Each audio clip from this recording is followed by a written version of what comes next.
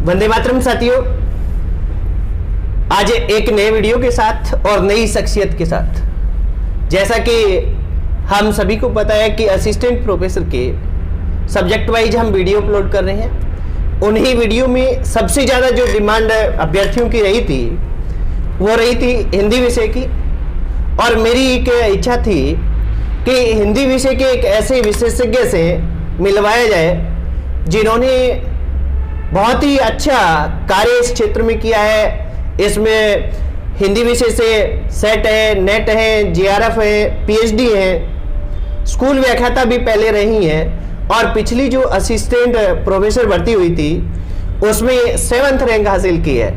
क्योंकि हमें एक अच्छी जो प्रतियोगी परीक्षाओं में लेटेस्ट जिन्होंने सफलता हासिल की है, हिंदी विषय को पढ़ा है, गहनता से जिया है, उन्हीं के का मार्गदर्शन हमारे अभ्यर्थियों को मिले। इस कारण हम इतने लेट हुए क्योंकि जैसा कि मैडम की पोस्टिंग अभी फिलहाल ये सरदार शहर कॉलेज में है। मूल रूप से नौहर कॉलेज में इनकी पोस्टिंग है, पर सरदार शहर होने के कारण थोड़ा सा टाइम हमें लगा ये वीडियो लाने में। परंतु अब आप सभी के सामने है। सबसे पहले मैडम, आपका हमारे यूट्यूब चैनल पर हार्दिक स्वागत है। Thank you sir. Doctor Mrinalini Pareek, Hindi की से असिस्टेंट प्रोफेसर। हम सबसे पहले इनसे जानना चाहेंगे। पहले मैं बोलूं कुछ? हाँ जी, बोलिए। पहले तो सभी को मेरा नमस्कार।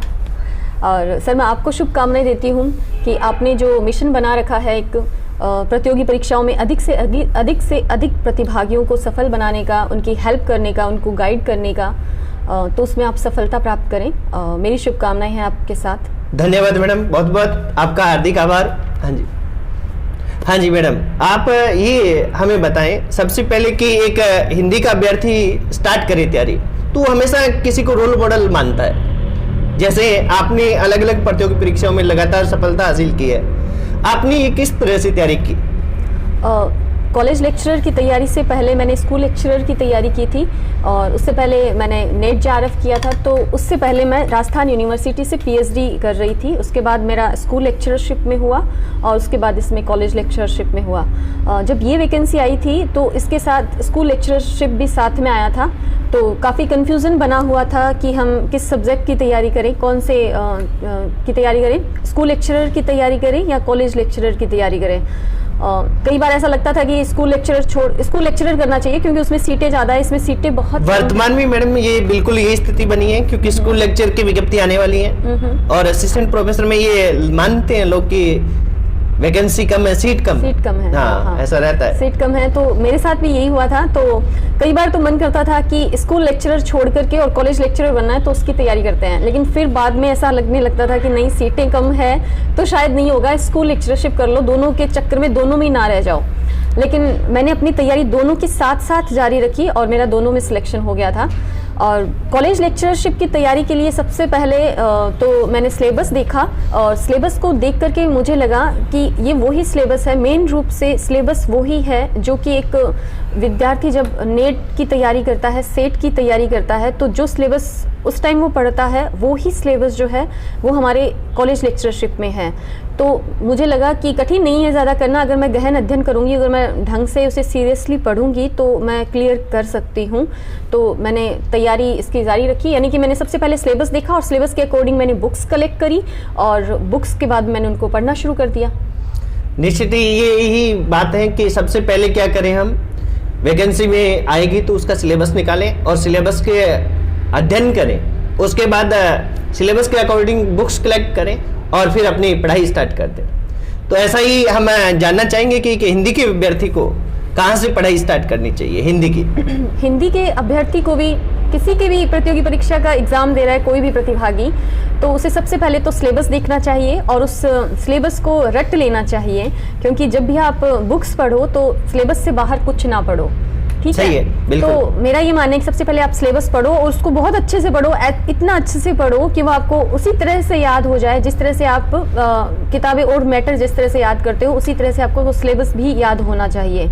और उसके बाद आप किताबें कलेक्ट करो और जब तक किताबें आपके पास सारी नहीं आती है तब तक आप ये मत रखो कि आपको पढ़ना ही नहीं है जब तक सारी किताबें कलेक्ट ना हो जाए। आपको हर दिन कुछ ना कुछ पढ़ना है और किताबें कलेक्ट करो और उसके बाद अपनी पढ़ाई चालू कर दो।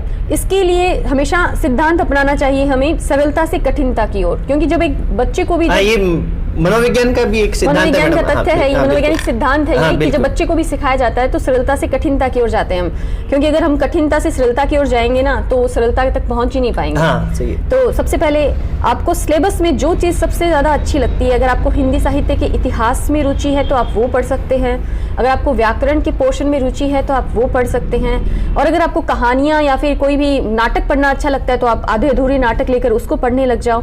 तो कुछ भी पढ़ो, जो भी आपको अच्छा लगता है आप वहाँ से शुरू करते हुए और सरलता से कठिनता की ओर सिद्धांत को अपनाते हुए अपना सिलेबस कवर करें।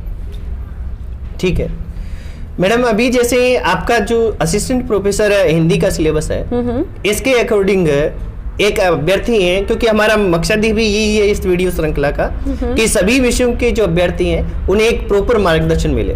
तो आप हमें बताएं कि सिलेबस के अकॉर्डिंग कौन कौन सी बुक्स एक अभ्यर्थी को पढ़नी चाहिए। हाँ बिल्कुल, मैं बताऊंगी आपको। आप हिंदी साहित्य के इतिहास को, हिंदी साहित्य का जो कॉलेज लेक्चरशिप का सिलेबस है उसे हम मोटे तौर पर 7 भागों में विभाजित करेंगे। 7 भाग आप देख लीजिए। जो प्रथम प्रश्न पत्र है उसकी प्रथम इकाई है हिंदी भाषा। हिंदी भाषा का उद्भव और विकास उससे संबंधित है, तो हमें पहला जो प्रथम प्रश्न पत्र की प्रथम इकाई है वो है हिंदी भाषा। उसके बाद जो दूसरा पार्ट है पाश्चात्य भारतीय काव्यशास्त्र, तीसरा पार्ट है पाश्चात्य काव्यशास्त्र, चौथा भाग है व्याकरण, पांचवां भाग है गद्य की रचनाएं और छठा भाग है पद्य की रचनाएं, और 7वां भाग यानी कि जो दूसरा प्रश्न पत्र है वो है हिंदी साहित्य का इतिहास। यानी कि प्रथम प्रश्न पत्र के 6 भाग हैं और दूसरा जो प्रश्न पत्र है वो पूरी तरह से हिंदी साहित्य के इतिहास से संबंधित है। ठीक है, ठीक है। अब मैं बता देती हूँ आपको कि मैंने कौन कौन सी बुक्स पढ़ी थी, और जो बुक्स अच्छी हैं, जो मैंने नहीं पढ़ी लेकिन अच्छी हैं, अगर आपके पास हैं तो आप वो बुक्स भी पढ़ सकते हैं। तो जो पहला हमारा जो प्रथम इकाई का जो प्रथम प्रश्न पत्र का प्रथम इकाई थी, जो प्रथम भाग था। मैडम एक मैं आपको थोड़ा सा रोकना चाहूंगा। जी। कोई इस सब्जेक्ट में कोई गाइड विशेष भी पढ़ेगा कोई विद्यार्थी? हाँ, गाइड विशेष मैं भी बता ही रही थी, इसमें अच्छा ठीक है, हाँ बताओ। हाँ, इसमें मेरी 3 सर ने वैसे सही ध्यान दिलाया मेरे को। जैसे प्रत्येक भाग, जैसे हमने मोटे तौर पर हमने 7 भागों में बांटा है इसको साहित्य को, सिलेबस को, इसको कॉलेज लेक्चरशिप के सिलेबस को मोटे तौर पर हमने 7 भागों में बांटा है। तो उसमें से अगर हम गद्य की रचनाएं, पद्य की रचनाएं और व्याकरण का पार्ट, ये तीनों निकाल दें, और जो बाकी का हमारे पास 4 भाग बचे हैं। अब 4 भाग कौन से बचे हैं? हिंदी भाषा, भारतीय काव्यशास्त्र, पाश्चात्य काव्यशास्त्र और हिंदी साहित्य का इतिहास। इन चारों के लिए एक किताब जो आपको पढ़नी है वो है प्रतियोगिता साहित्य सीरीज की नेट जेआरएफ की तैयारी के लिए जो हम किताब काम में लेते हैं, वो किताब आपको जरूर पढ़नी है। मैंने उसको जरूर पढ़ा था और मुझे बहुत अधिक सहयोग उससे मिला था। सबसे पहले मैंने शुरुआत भी वहीं से की थी। सर ने जैसे पूछा था कि आपने कहाँ से स्टार्ट किया था, कहाँ से प्रारंभ किया था, तो मैंने स्टार्ट ही वहीं से किया था। मैंने सबसे पहले प्रतियोगिता साहित्य सीरीज की नेट जेआरएफ वाली जो किताब आती है उसको पूरी तरह से पढ़ डाला था, पूरा रट डाला था, उसके वस्तुनिष्ठ प्रश्न सब कुछ मैंने बहुत अच्छे से उस किताब को पढ़ा था। उसके बाद मेरा एक बेस तैयार हो गया था कि मुझे मतलब जैसे हिंदी भाषा से संबंधित भी मुझे नॉलेज हो गया था, हिंदी साहित्य के इतिहास से संबंधित नॉलेज भी मुझे हो गया था, भारतीय काव्यशास्त्र और पाश्चात्य काव्यशास्त्र इनका भी नॉलेज मुझे हो गया था। तो सबसे पहली किताब जो मैं आपको रिकमेंड करूंगी इन चारों के लिए, इन चारों भागों के लिए, हिंदी भाषा के इतिहास के लिए, हिंदी साहित्य के इतिहास के लिए, भारतीय काव्यशास्त्र, पाश्चात्य काव्यशास्त्र के लिए, तो ये है प्रतियोगिता साहित्य सीरीज नेट जेआरएफ की तैयारी के लिए जो किताब हम काम में लेते हैं वो वाली किताब। ठीक है? हाँ जी ठीक है मैडम। अब मैं शुरू करूँ? हाँ जी बिल्कुल। अब मेरा जो पहला जो भाग था हमारा, पहला प्रथम इकाई जो प्रथम प्रश्न पत्र की प्रथम इकाई है वो है हिंदी भाषा, जिसके लिए मैंने सबसे पहले किताब पढ़ी नेट जेआरएफ प्रतियोगिता साहित्य सीरीज की किताब है। इसके बाद जो दूसरी किताब मैंने पढ़ी वो है हिंदी भाषा। थोड़ा सा आगे हो जाए मैडम आप। हाँ जी। जो प्रथम टॉपिक हिंदी भाषा, हाँ आप सही आ रहे हैं। हाँ? प्रथम टॉपिक प्रथम इकाई, प्रथम प्रश्न पत्र की पहली इकाई हिंदी भाषा, जिसके लिए सबसे पहली नेट जेआरएफ प्रतियोगिता साहित्य सीरीज की जो नेट जेआरएफ वाली किताब आती है वो वाली किताब पढ़नी है। उसके बाद हिंदी भाषा डॉक्टर हरदेव बाहरी की, ये वाली किताब मैंने पढ़ी थी। तीसरी है पुनीत कुमार रॉय की वस्तुनिष्ठ हिंदी, और चौथी पढ़ी थी हिंदी भाषा एवं साहित्य का वस्तुनिष्ठ इतिहास सरस्वती पांडे और गोविंद पांडे की। और इसके अलावा मैंने एक और किताब पढ़ी थी हिंदी साहित्य का सरल एवं संक्षिप्त इतिहास मनोज कुमार मिश्रा। आपको लगेगा कि ये किताबें मैंने बहुत ज़्यादा बता दी है, एक टॉपिक के लिए मैंने 5 किताबें पढ़ी थी, लेकिन यकीन मानिए आप कि जो 5वीं किताब है हिंदी साहित्य का सरल एवं संक्षिप्त इतिहास, डॉक्टर मनोज कुमार मिश्रा का, ये किताब जब आप ऊपर वाली 4 किताबें पढ़ लोगे ना इस टॉपिक के लिए, तो 5वीं किताब पढ़ने में आपको सिर्फ 1 घंटा लगेगा और आपका ये टॉपिक पूरी अच्छे से क्लियर हो जाएगा। तो एक बार दोबारा सुन लीजिए आप कौन कौन सी किताब है। नेट जेआरएफ की किताब प्रतियोगिता साहित्य सीरीज, डॉक्टर हरदेव बहारी की हिंदी भाषा, पुनीत कुमार रॉय की वस्तुनिष्ठ हिंदी, सरस्वती पांडे की गोविंद पांडे की हिंदी भाषा एवं साहित्य का वस्तुनिष्ठ इतिहास और मनोज कुमार मिश्रा की हिंदी साहित्य का सरल एवं संक्षिप्त इतिहास। ये 5 किताबें मैंने पढ़ी थी इस टॉपिक के लिए। और थोड़ा सा इस बात का ध्यान रखना कि आप तथ्यात्मक प्रश्न जो है वो ज़्यादा पढ़ें, क्योंकि इस तरह के जो ऑब्जेक्टिव टाइप एग्जाम होते हैं उसमें तथ्य से संबंधित प्रश्न ज़्यादा आते हैं बजाय विश्लेषणात्मक के। तो ये जो किताबें मैंने बताई है, पुनीत कुमार रॉय की वस्तुनिष्ठ हिंदी, सरस्वती पांडे की जो हिंदी साहित्य का भाषा का इतिहास है, और एक मनोज कुमार मिश्रा की हिंदी साहित्य का सरल एवं संक्षिप्त इतिहास, ये तीनों किताबें तथ्यात्मक है, पॉइंट्स रूप में, नोट्स रूप में ये किताबें जो है वो लिखी हुई है। और इस तरह के एग्जाम में अधिकांशतः सफलता जो है वो प्रतिशत तब बढ़ता है जब आप तथ्यात्मक किताबें पढ़ते हो।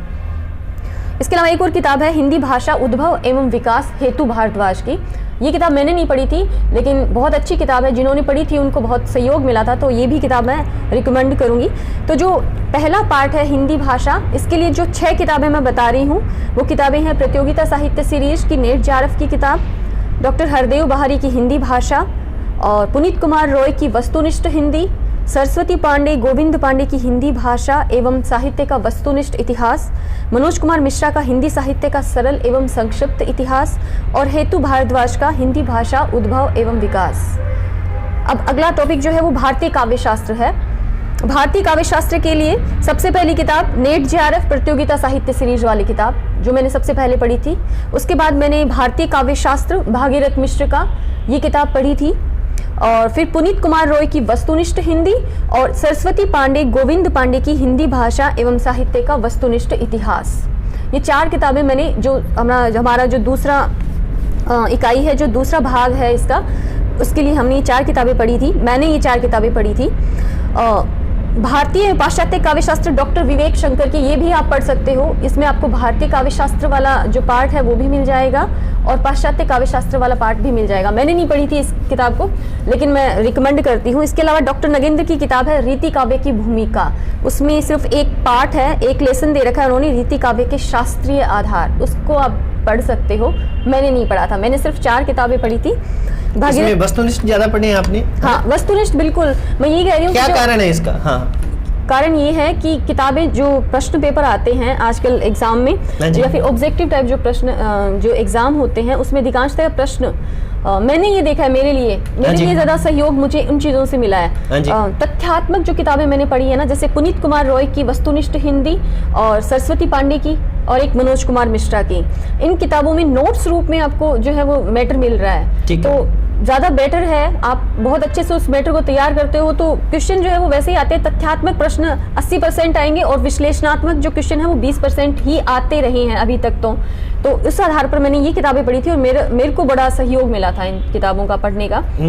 और मैं एक ये बात भी बता देती हूँ, जो 3 किताबें जो हर टॉपिक में काम आनी है, एक तो प्रतियोगिता साहित्य सीरीज जो मैंने पहले बताई थी, इसके अलावा एक वस्तुनिष्ठ हिंदी पुनीत कुमार रॉय की आती है, वो किताब भी बहुत अच्छी है। बहुत मतलब सहयोग मिलेगा जब आप एग्जाम दोगे, तब आपको पता चलेगा कि इस किताब ने कितना मतलब आपको हेल्प की है। तो एक पुनीत कुमार रॉय की वस्तुनिष्ठ हिंदी और एक गोविंद पांडे सरस्वती पांडे की जो हिंदी साहित्य और हिंदी भाषा का वस्तुनिष्ठ इतिहास है, ये तीनों किताबें तो आप रट लो, शुरू से लेकर लास्ट तक रट लो इन किताबों को। तथ्यात्मक रूप से है, केवल एक किताब को छोड़कर जो नेट जेआरएफ वाली किताब है उसको छोड़कर बाकी दोनों किताबें जो है वो तथ्यात्मक है। नोट्स रूप में, बिंदुवार रूप में उसमें मैटर मिलेगा आपको, तो आप उस किताबों को दोनों को रट लो, बहुत अच्छा मतलब आपको मिलेगा उसका बेनिफिट, मुझे ऐसा लगता है। मैं अपने अनुभवों के आधार पर बता रही हूं। बिल्कुल मैडम। तो भारतीय काव्य शास्त्र के लिए जो किताब मैंने पढ़ी थी, एक पढ़ी थी भागीरथ मिश्र की भारतीय काव्य शास्त्र नाम से, एक प्रतियोगिता साहित्य सीरीज नेट जेआरएफ की जो किताब आती है वो, एक पुनीत कुमार रॉय की वस्तुनिष्ठ हिंदी और एक सरस्वती पांडे की हिंदी भाषा एवं साहित्य का वस्तुनिष्ठ इतिहास। माने कि मेरी फेवरेट किताब है, अगर मुझे कोई 3 फेवरेट किताब का नाम लेने के लिए बोलेगा तो मैं तीनों ही नाम लूंगी। एक तो नेट जेआरएफ वाली किताब और एक पुनीत कुमार रॉय की किताब और एक सरस्वती पांडे गोविंद पांडे वाली किताब। ये 3 किताबें जो है वो मेरी फेवरेट थी और मतलब लगभग मतलब बहुत अच्छा रहा है मेरे लिए इनको पढ़ना। और इसके अलावा 2 और किताबें भारतीय काव्य शास्त्र के लिए मैं रिकमेंड करूंगी, मैंने नहीं पढ़ी थी लेकिन है बहुत अच्छी, आप वो भी अगर आपके पास वो है तो आप उनसे भी पढ़ सकते हो। एक है डॉक्टर विवेक शंकर की भारतीय एवं पाश्चात्य काव्य शास्त्र, और एक है डॉक्टर नगेंद्र की रीति काव्य की भूमिका, जिसको पूरा नहीं पढ़ना है, बहुत मोटी किताब है, इसमें से सिर्फ एक पार्ट पढ़ना है आपको, रीति काव्य के शास्त्रीय आधार। ये दोनों किताबें मैंने नहीं पढ़ी थी लेकिन मैं आपको रिकमेंड कर रही हूँ। मैंने ऊपर वाली जो 4 किताबें बताई है ना वो पढ़ी थी सिर्फ। अगला जो पोर्शन है वो है पाश्चात्य काव्य शास्त्र का। पाश्चात्य काव्य शास्त्र के लिए वही one of my favourite net JRF वाली प्रतियोगिता साहित्य सीरीज पढ़ी थी। बिल्कुल सही है। ये नाम एक तरीके से मैंने जैसे मैडम ने बताया है, जैसे देखा है कि ये हिंदी साहित्य प्रतियोगिता साहित्य की जो किताब है हिंदी साहित्य के विद्यार्थी के लिए एक तरीके से रामबाण है। रामबाण ये है, कहते हैं। बिल्कुल बिल्कुल रामबाण है। हाँ जी मैडम। तो नेट JRF वाली किताब जो तीसरी इकाई है, जो तीसरा भाग है हमारा सिलेबस का पाश्चात्य काव्य शास्त्र, उसके लिए नेट JRF वाली प्रतियोगिता साहित्य सीरीज की किताब। उसके बाद में देवेंद्र नाथ शर्मा की पाश्चात्य काव्य शास्त्र, ये किताब बहुत अच्छी है, प्रामाणिक, बहुत मतलब बहुत अच्छे स्तर की किताब है ये, लेकिन ये सिलेबस कवर नहीं करेगी आपका, तो इससे ज़्यादा अच्छा है आप विवेक शंकर की भारतीय और पाश्चात्य काव्य शास्त्र है वो ले आएँ, तो वो दोनों सिलेबस, दोनों तरफ से सिलेबस जो है वो कवर करती है, भारतीय और पाश्चात्य काव्य शास्त्र डॉक्टर विवेक शंकर की। ये किताब जो है वो आप लेके आ सकते हो, जिसमें भारतीय काव्य शास्त्र वाला पोर्शन भी कंप्लीट हो जाएगा आपका और पाश्चात्य काव्य शास्त्र वाला पोर्शन भी आपका कंप्लीट हो जाएगा। इसके अलावा मैंने इसके लिए पढ़ी थी वही दोनों किताबें, पुनीत कुमार रॉय की वस्तुनिष्ठ हिंदी और हिंदी भाषा और साहित्य का वस्तुनिष्ठ इतिहास, सरस्वती पांडे, गोविंद पांडे का। ये 4 किताबें मैंने पढ़ी थी। आपको सजेस्ट मैंने एक एक्स्ट्रा की है विवेक शंकर वाली भारतीय एवं पाश्चात्य काव्य शास्त्र, क्योंकि ये जो मेरा पोर्शन था ना भारतीय और पाश्चात्य काव्य शास्त्र वाला, पाश्चात्य काव्य शास्त्र वाला मेरा बहुत अच्छे से नहीं तैयार हो पाया था लास्ट तक, मुझे लगा था मैं कर लूँगी बट थोड़ा सा मैंने छोड़ दिया था इसको। तो मैं आपको बता देती हूँ कि जो मैंने पढ़ी थी और जो एक एक्स्ट्रा मैं रिकमेंड कर रही हूँ, नेट JRF प्रतियोगिता साहित्य सीरीज, देवेंद्र नाथ शर्मा की पाश्चात्य काव्य शास्त्र और वस्तुनिष्ठ हिंदी पुनीत कुमार रॉय और हिंदी भाषा एवं साहित्य का इतिहास डॉक्टर गोविंद पांडे, डॉक्टर सरस्वती पांडे। इसके अलावा जो एक किताब आपको पढ़नी है वो किताब है भारतीय एवं पाश्चात्य काव्य शास्त्र डॉक्टर विवेक शंकर की। तो ये हो गया हमारा पाश्चात्य काव्य शास्त्र। इसके बाद में अगला जो पार्ट है वो हिंदी गद्य की रचनाएं हैं, गद्य की और पद्य की रचनाएं हैं, तो उनके लिए आपको मूल किताबें ही पढ़नी पड़ेगी। तुलसीदास, कबीरदास, तो ये सब तो आपको पद्यांश वहीं से उठाने पड़ेंगे, वहीं से पढ़ने पड़ेंगे। आधे अधूरे नाटक है, जो भी कहानियां हैं वो सारी आपको पूरी पढ़नी पड़ेगी। गोदान उपन्यास है तो वो आपको पूरा पढ़ना पड़ेगा। सौंदर्य की नदी नर्मदा अमृतलाल वेगड़ की है तो उसको आपको पूरा पढ़ना पड़ेगा। आप संक्षिप्त में कहीं से ना पढ़ें क्योंकि बीच में से प्रश्न आते हैं, तो पढ़ सकते हैं आप उनको, रुचि में भी पढ़ सकते हो, आपके नंबर पूरे से पूरे आ जाएंगे उनमें से। और मीरा, तुलसीदास, ये सब आपको मूल किताबें ही खरीद करके, मूल पुस्तकें खरीद कर उनका अध्ययन आपको करना पड़ेगा, जो पद्य की रचनाएं हैं और जो गद्य की रचनाएं हैं। इसके अलावा हमारा एक पार्ट रहता है व्याकरण का पार्ट। व्याकरण जो है, मेरा तो फर्स्ट ग्रेड की तैयारी साथ में चल रही थी, तो मेरे पास परिष्कार वाली गाइड थी, तो मैंने व्याकरण का पार्ट लगभग उसी में से किया था। मैं बता देती हूँ, जो प्रथम इकाई में हमारी व्याकरण है उसमें व्याकरण में आता है संधि, समास, उपसर्ग, प्रत्यय, शब्द शुद्धि, वाक्य शुद्धि, है ना, यही सब है व्याकरण में हमारे एक तरफ। तो उसके लिए मैंने एक तो परिष्कार की गाइड पढ़ी थी फर्स्ट ग्रेड की, क्योंकि मेरी तैयारी चल रही थी फर्स्ट ग्रेड के लिए, तो अलग से मैंने उसी में से तैयारी कर ली थी फर्स्ट ग्रेड वाली परिष्कार गाइड में से। इसके अलावा मैंने एक 9वीं से 12वीं तक कक्षा में किताब चलती है हिंदी व्याकरण एवं रचना प्रबोध, उस किताब में से भी मैंने ये पार्ट जो थे वो कंप्लीट किए थे। ये जो संधि समास वाले पार्ट है ना, संधि समास, उपसर्ग, प्रत्यय, शब्द शुद्धि, ये ऑथेंटिक बुक भी मानी जाती है। हाँ, 9वीं से 12वीं तक की कक्षा की किताब है ये, राज के विद्यालयों में प्रकाशित मिलती है शायद ये। हाँ, ये किताब मेरे पास थी, तो मैंने यहाँ से भी जो था ये कवर किया था व्याकरण वाला पोर्शन। और इसके अलावा मैंने एक पढ़ा था मनोज कुमार मिश्रा की सरल हिंदी व्याकरण, जो व्याकरण का टॉपिक था उपसर्ग, प्रत्यय, संधि, समास, वाक्य शुद्धि, शब्द शुद्धि, ये सारे टॉपिक मैंने इन्हीं 3 किताबों में से क्लियर किए थे, कंप्लीट किए थे। पहली थी परिष्कार गाइड फर्स्ट ग्रेड की, उसके अलावा हिंदी व्याकरण एवं रचना प्रबोध जो राजकीय विद्यालयों में मिलती है, 9वीं से 12वीं तक की किताब है ये। और इसके अलावा मनोज कुमार मिश्रा की सरल हिंदी व्याकरण, ये 3 किताबों से मैंने जो सिलेबस था व्याकरण वाला पोर्शन वो मैंने कंप्लीट किया था। और 2 किताबें और बता देती हूँ मैं आपको, मैंने नहीं पढ़ी थी, मैं सिर्फ बताऊंगी, अगर आपके पास है वो किताबें तो आप उनमें से भी कवर कर सकते हो। ये एक तो हरदेव बहारी की है हिंदी शब्द अर्थ एवं प्रयोग, और एक व्यवहारिक सामान्य हिंदी डॉक्टर राघव प्रकाश। ये दोनों किताबें मैंने नहीं पढ़ी थी, मेरे पास थी लेकिन मैंने नहीं पढ़ी थी, मेरा काफी अच्छे से क्लियर हो गया था व्याकरण वाला पार्ट। हाँ, पहले से हो गया था। हाँ, तो फिर मेरे को पढ़ने की मुझे लगा नहीं जरूरत है, तो आप पढ़ सकते हैं, आपके पास जो भी किताबें हैं आप व्याकरण का पार्ट वहां से कंप्लीट कर सकते हैं। इसके अलावा व्याकरण में एक और पार्ट आता है अपना रस, छंद और अलंकार। इसके लिए मैंने एक तो वही मेरा फर्स्ट ग्रेड का चल रहा था, तो फर्स्ट ग्रेड वाली जो परिष्कार गाइड थी वहां से मैंने रस, छंद और अलंकार तीनों पढ़ लिए। और इसके अलावा मैंने पढ़े थे डॉक्टर हेतु भारद्वाज का काव्यांग विवेचन। मैंने व्याकरण को बहुत अच्छे से पढ़ लिया था। दरअसल 2-3 किताबों से पढ़ने का मेरा मकसद ये था कि मैं दोनों किताबों, क्योंकि मेरे दोनों एग्जाम थे और मुझे लगा था कि मुझे दोनों में फायदा मिलेगा अगर मैं अच्छे से पढ़ती हूँ तो इसको। तो मैंने काफी अच्छे से नोट्स भी बना लिए थे व्याकरण वालों के, तो क्योंकि मुझे लग रहा था कि दोनों में मुझे फायदा मिलने वाला है, तो इसलिए जो है वो मैंने डॉक्टर हेतु भारद्वाज की काव्यांग विवेचन पढ़ी थी, एक फर्स्ट ग्रेड की परिष्कार गाइड पढ़ी थी और एक नरोत्तम दास स्वामी की अलंकार पारिजात पढ़ी थी। ये 3 किताबें मैंने इसमें पढ़ी थी रस, छंद और अलंकार जो विषय है उसको कंप्लीट करने के लिए। मनोज कुमार मिश्रा की सरल हिंदी व्याकरण से भी आप ये पार्ट कंप्लीट कर सकते हो, मैंने नहीं पढ़ा था। और डॉक्टर हरदेव बहारी की हिंदी शब्द, अर्थ एवं प्रयोग, यहाँ पर भी आप ये पार्ट जो है वो कंप्लीट कर सकते हो। यानी कि जो चीजें हमने जो किताब जो ऊपरी जो मैंने बताया भी उपसर्ग, प्रत्यय, संधि, समास, ये आप जिन व्याकरण की किताब में से कंप्लीट करोगे उसी व्याकरण की किताब में से आप रस, छंद और अलंकार भी कंप्लीट कर सकते हो। कहने का मतलब ये है, ठीक है। तो व्याकरण के लिए आप बता सकते हो मेरा जो बताया मैंने व्याकरण के लिए परिष्कार वाली गाइड, उसके अलावा सरल हिंदी व्याकरण जो 9वीं से 12वीं तक की कक्षा में लगती है, और उसके अलावा मनोज कुमार मिश्रा की सरल हिंदी व्याकरण और हरदेव बहारी की हिंदी शब्द, अर्थ एवं प्रयोग और राघव प्रकाश की व्यावहारिक सामान्य हिंदी। और रस, छंद और अलंकार के लिए काव्यांग विवेचन डॉक्टर हेतु भारद्वाज और अलंकार पारिजात डॉक्टर नरोत्तम दास स्वामी, ये किताबें थी टोटल व्याकरण के लिए। ठीक है, तो अभी जो लास्ट पोर्शन है वो हमारा है जो प्रथम प्रश्न पत्र आता है, ये हमारा प्रथम प्रश्न पत्र था, ये पूरा हो गया हमारा। ठीक है, भारतीय काव्य शास्त्र, पाश्चात्य काव्य शास्त्र और हिंदी भाषा का इतिहास और व्याकरण और गद्य की रचनाएं और पद्य की रचनाएं, ये आपको खुद पढ़नी पड़ेगी अपने आप ला करके। मूल रचनाएं ये आपको पढ़नी पड़ेंगी, मूल किताबें, मूल पुस्तकें। अब आता है जो द्वितीय प्रश्न पत्र है। द्वितीय प्रश्न पत्र जिसमें पूरा का पूरा भाग जो है वो हिंदी साहित्य का इतिहास है, यानी कि लगभग 150 प्रश्न आपको हिंदी साहित्य के इतिहास में से आएंगे। 150 प्रश्न पीछे वाले 6 भागों में से आएंगे और 150 प्रश्न अकेले इसमें से आएंगे। तो सिंपल सी बात है कि इसको आपको बहुत गहन तरीके से पढ़ना पड़ेगा हिंदी साहित्य के इतिहास को। तो मैंने जो किताबें पढ़ी थी वो मैं बता देती हूँ हिंदी साहित्य के इतिहास के लिए। सबसे पहले डॉक्टर नगेंद्र का हिंदी साहित्य का इतिहास, डॉक्टर बच्चन सिंह का हिंदी साहित्य का दूसरा इतिहास और आचार्य रामचंद्र शुक्ल का हिंदी साहित्य का इतिहास। ये तीनों किताबें मैंने इस एग्जाम के लिए नहीं पढ़ी थी, मेरी पहले से ही पढ़ी हुई थी, तो मैंने इसको दोबारा नहीं पढ़ा था। मैंने जब नेट के लिए और उनके लिए तैयारी की थी तो मैंने पहले से पढ़ चुकी थी आप? ये तीनों किताबें मेरी पहले से ही पढ़ी हुई थी, इसके लिए मैंने स्पेशली इनको नहीं पढ़ा था ये किताबें। लेकिन जो तैयारी कर रहा है इस एग्जाम की उन्हें ये किताबें जरूर पढ़नी चाहिए। और ये तीनों किताबें अगर वो नहीं पढ़ सकता है तो सिर्फ एक किताब रिकमेंड करूंगी, डॉक्टर नगेंद्र वाली हिंदी साहित्य का इतिहास जरूर पढ़ ले।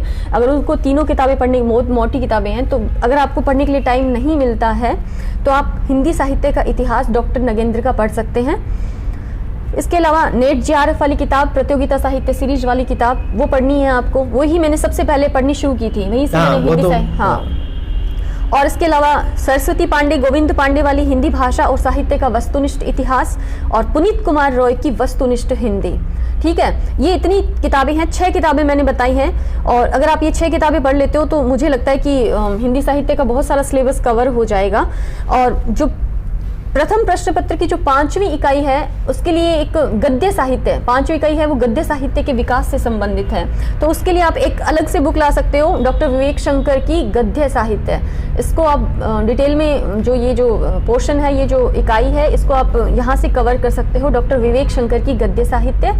और बाकी के जो 4 इकाइयाँ हैं और प्लस 5वीं इकाई, इनको आप ऊपर जो मैंने किताबें बताई है, डॉक्टर नगेंद्र का हिंदी साहित्य का इतिहास, आचार्य रामचंद्र शुक्ल का हिंदी साहित्य का इतिहास, डॉक्टर बच्चन सिंह का हिंदी साहित्य का दूसरा इतिहास, प्रतियोगिता साहित्य सीरीज की किताब, हिंदी भाषा एवं हिंदी साहित्य का इतिहास, सरस्वती पांडे, गोविंद पांडे वाली किताब, और इसके अलावा पुनीत कुमार रॉय वस्तुनिष्ठ हिंदी, ये सारी किताबें काम की है जो आपको जो हिंदी साहित्य का इतिहास वाला जो चैप्टर है उसके लिए। और इसके अलावा जो 5वीं इकाई है उसके लिए आपको उपरयुक्त सारी किताबें तो पढ़नी है।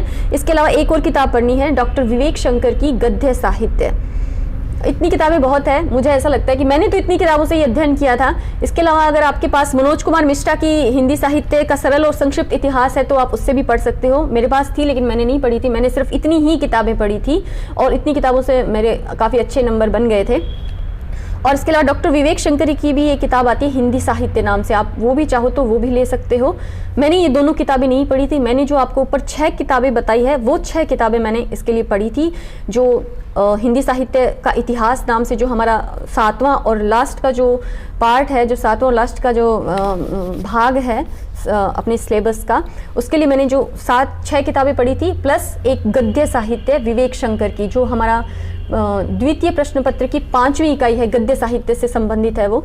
तो उसको अगर आपको थोड़ा सा गहन अध्ययन करना है तो आप वो ला सकते हो, विवेक शंकर की गद्य साहित्य, ठीक है। और इसके अलावा हिंदी के जो विद्यार्थी हैं, मैंने किताबें कंप्लीट बता दी है, मुझे ऐसा लगता है जो मैंने पढ़ी है वो मैंने बता दी है। हाँ, फिर भी जो भी आप बताना चाहें, है ना, जो मैंने पढ़ी है वो मैंने आपको बता दी है। और इन्हीं किताबों को पढ़ करके और मेरे काफी अच्छे ठीक ठाक नंबर बने। 7th रैंक प्राप्त की मैडम ने, इन्हीं को पढ़ के काफी ठीक ठाक है। हाँ, तो बस मैंने ये पढ़ा था। एक बार मैं दोबारा बता देती हूँ, क्योंकि हिंदी साहित्य का इतिहास ऐसा है जो बच्चे लगे ही रहते हैं कि इसमें क्या पढ़े, इसमें क्या पढ़े, क्योंकि हिंदी साहित्य एक बड़ा पोर्शन है, 150 क्वेश्चन है, तो पूरे इसी में से आने हैं और इसको ढंग से पढ़ना है आपको।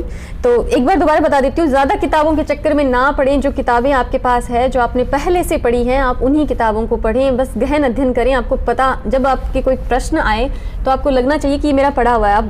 अगर आप मतलब पढ़ोगे ही नहीं तो मतलब पढ़ते जाओगे, किताबें खोल कर यही पढ़ ली, वही पढ़ ली, वही पढ़ ली, तो इससे मुझे नहीं लगता फर्क पड़ेगा। आप कम पढ़ो लेकिन आप अच्छा पढ़ो।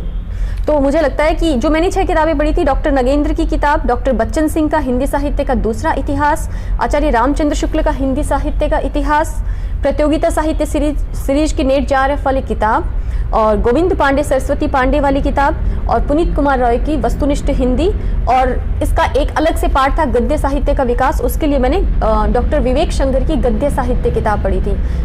जो दूसरा पेपर है उसके लिए बस मैंने सिर्फ ये 7 किताबें पढ़ी थी। इसके अलावा मैंने कहीं इधर उधर कोई भी इधर उधर झांकने की कोशिश नहीं की, मैंने सिर्फ इन्हीं किताबों को बार बार पढ़ा, ठीक है। अब मैं कुछ बातें बताऊंगी साहित्य का, बता दूं? हाँ बिल्कुल बिल्कुल, बताएं, बताने के लिए तो आए हैं। हाँ जी।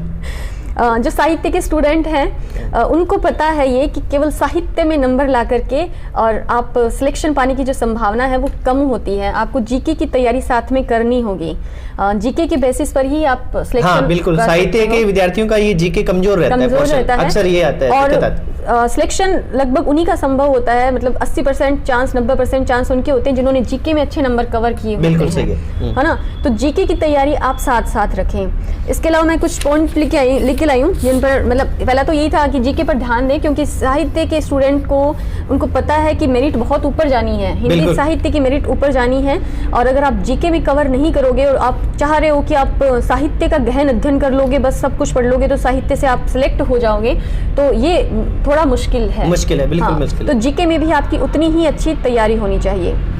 इसके अलावा मैं एक बात कहूंगी, जो जीके के लिए मैं एक बुक बता दूं? हाँ जी बिल्कुल बताइए। वैसे तो आपने बहुत अच्छे से नहीं आप बताइए। नहीं जो आपने पढ़ा है। नहीं, जो मैंने पढ़ा है मैंने तो वही पढ़ा जो आपने बता रखा है। अच्छा। लक्ष्य वाली किताब पढ़ी थी और एक पनोरमा पढ़ी थी, लेकिन एक किताब जो मतलब मैं वही कहूंगी, वस्तुनिष्ठ किताब आती है एक, वस्तुनिष्ठ राजस्थान की, 10,001 क्वेश्चन होते हैं उसमें। हाँ बिल्कुल, है ना। उस किताब को अपने साथ रखो। आपको जब भी नींद आ रही हो, जब भी आपको लग रहा है कि हाँ थके हुए नहीं पढ़ने की इच्छा, उस किताब में से आप 100 क्वेश्चन पढ़ लो, 50 क्वेश्चन पढ़ लो और लगभग उस किताब को एग्जाम तक 2 बार कंप्लीट कर दो। ठीक है, मुझे ऐसा लगता है, क्योंकि जब मैंने एग्जाम दिया था अपनी, मेरे जीके में 37 नंबर थे। ठीक है, बहुत ही अच्छे नंबर थे, क्योंकि जो पीछे का जीके का, राजस्थान जीके का पेपर स्टैंडर्ड था, उसके अनुसार ये बहुत ज्यादा टफ पेपर था और उसके अनुसार 37 नंबर वाले विरले ही मिले हैं। जो आर्ट्स के सब्जेक्ट है उसमें भी 37 वाले नहीं मिल रहे थे। एक साहित्य के स्टूडेंट के 37 होना अपने आप में बहुत अच्छी बात थी। हाँ, तो मैं इसीलिए बता रही थी कि मेरे को जब मैंने पेपर दिया था तो मुझे फील हो रहा था वहाँ पे कि उस किताब ने मेरी बड़ी सहायता की है। तो मैं ये रिकमेंड करूँगी कि वस्तुनिष्ठ राजस्थान नाम से एक किताब आती है, वो किताब ज़रूर लेकर आएँ और एग्ज़ाम से पहले उसको कम से कम 2 बार कंप्लीट कर लें उस किताब को अच्छे से। आपके वहाँ पर कुछ नहीं तो 10-15 क्वेश्चन तो उस किताब से सही हो जाने हैं, मुझे ऐसा लगता है। हाँ, मेरे बिल्कुल। सही हुए थे, इसलिए मैंने अपना अनुभव शेयर किया है। बिल्कुल, तो आप वो लेके आ सकते हो। आपका जब भी पढ़ने का मूड नहीं है, आपको ऐसे ही घूमने का मन करा, उस किताब को हाथ में लेके आप 15, 20, 25 क्वेश्चन तो ऐसे ही पढ़ सकते हो। ठीक है। वो किताब आप साथ साथ में चला सकते हो। आपको आधा घंटा उस किताब को रोज दे सकते हो आप आराम से। वो किताब ऐसी नहीं है कि आपको अलग से लेकर के उसको बैठना पड़े। आपने कोई भी टॉपिक तैयार किया है इतिहास जीके का, उस टॉपिक को आप उसमें क्लियर कर सकते हो वहाँ से उठा करके ऑब्जेक्टिव टाइप क्वेश्चन में से। ठीक है। तो एक मैं ये बात कर रही थी, जब आप एग्जाम की तैयारी शुरू कर रहे हो तो हिंदी साहित्य का इतिहास और जीके हर दिन आपकी तैयारी में चलना चाहिए। मतलब ऐसा नहीं कि आप जीके को छोड़ दो और हिंदी साहित्य के इतिहास को छोड़ दो। हिंदी साहित्य का इतिहास हर दिन आपकी तैयारी में होना चाहिए कि पढ़ना ही पढ़ना है।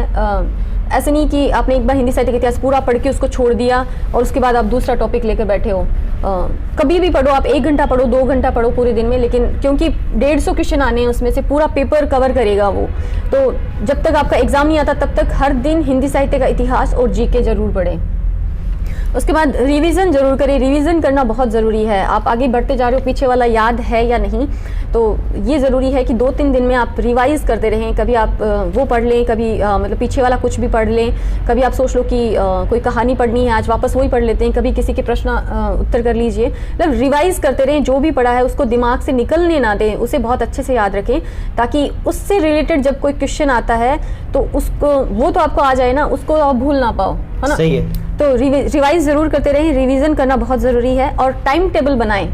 टाइम टेबल समय के हिसाब से ना बनाएं। मुझे ऐसा नहीं लगता कि इतने समय पढ़ना है, इसकी बजाय ये बनाएं कि ये इतना पढ़ना है आज के दिन में, है ना। चाहे इसके लिए मुझे 2 घंटा एक्स्ट्रा देना पड़े, चाहे मुझे 3 घंटा एक्स्ट्रा देना पड़े। समय के बजाय मैटर पर अधिक ध्यान, क्वांटिटी पे ध्यान दें कि आज कितना पढ़ना है, बजाय इसके कि समय कितना देना है। 2 घंटे बैठकर आप कुछ ना पढ़ो और कहेंगे हमने 2 घंटा पढ़ लिया। इससे ज़्यादा बेटर है कि आप टाइम टेबल बना करके पढ़ें, और वो टाइम टेबल समय की बजाय इस पर आधारित हो कि आपको क्या क्या पढ़ना है आज के दिन में।